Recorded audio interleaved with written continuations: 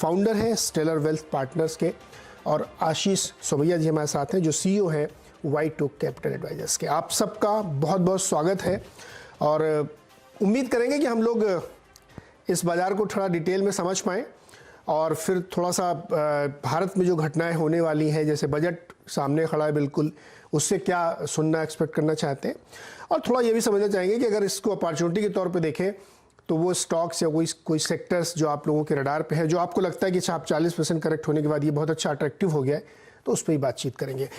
गौतम, आप चूंकि अमेरिका में रहते हैं तो वहीं से सारी कहानी शुरू होती है।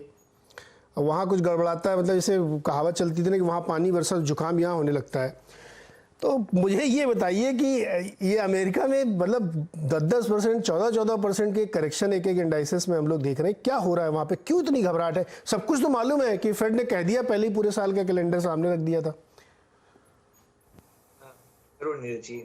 आपके सारे दर्शकों को नए साल के खूब शुभकामनाएं। एंड हमने पिछले डिस्कशन में ये कहा था कि market is a discounting machine and markets इस साल 3 से 4 रेट हाइक्स फैक्टर इन कर रहा था। लेकिन पिछले कुछ दिनों में ये भी रूमर चल रहे हैं बाजार में कि जो फेडरल रिजर्व है वो हो सकता है 5 से 7 टाइम इस साल रेट हाइक करें, तो इसलिए मार्केट को में उसको लेके काफी नर्वसनेस है। इसके अलावा एक नई पीड़ा आ गई मार्केट के सामने, वो है रशिया और यूक्रेन के बीच में जो जियोपॉलिटिकल टेंशन हुआ। कि ये है कि अमेरिका और यूरोपियन यूनियन एक तरफ हो गया है, वो यूक्रेन का साथ दे रहा है, और रशिया और चाइना एक तरफ हो गए हैं, वो एक तरफ आ गए हैं। सो बेसिकली एक वर्ल्ड वॉर का प्रोस्पेक्ट जो रेज हो गया है, इवन दो उसका प्रोबेबिलिटी काफी लो है आज के दिन, लेकिन ये नया अनसर्टेनिटी भी मार्केट को परेशान कर रहा है। और इसके अलावा जैसे हर साल होता है, बजट के ठीक पहले काफी चर्चा और रूमर्स चल रहे हैं बाजार में कि शायद short term capital gains tax या long term capital gains tax को लेके कुछ टिंकरिंग हो सकती है।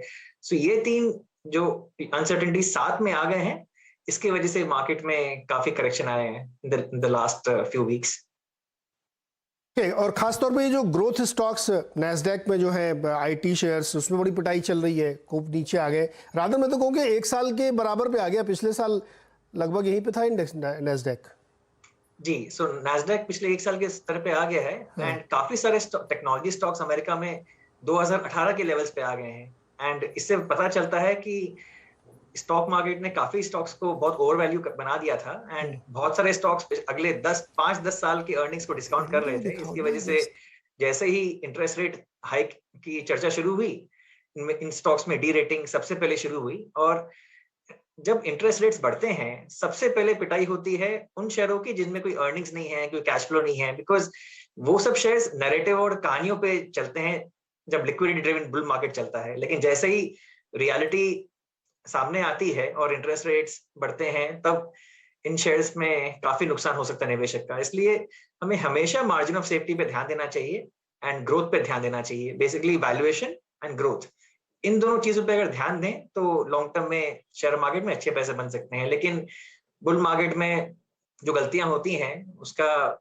नुकसान उसके बाद वाले बेयर मार्केट में निवेशकों को होता है। तो बहुत जरूरी है कि लंबे समय के लिए डिसिप्लिन बरकरार रखें और बुल मार्केट में अपने वैल्यूएशन डिसिप्लिन को और क्वालिटी डिसिप्लिन को बिगाड़े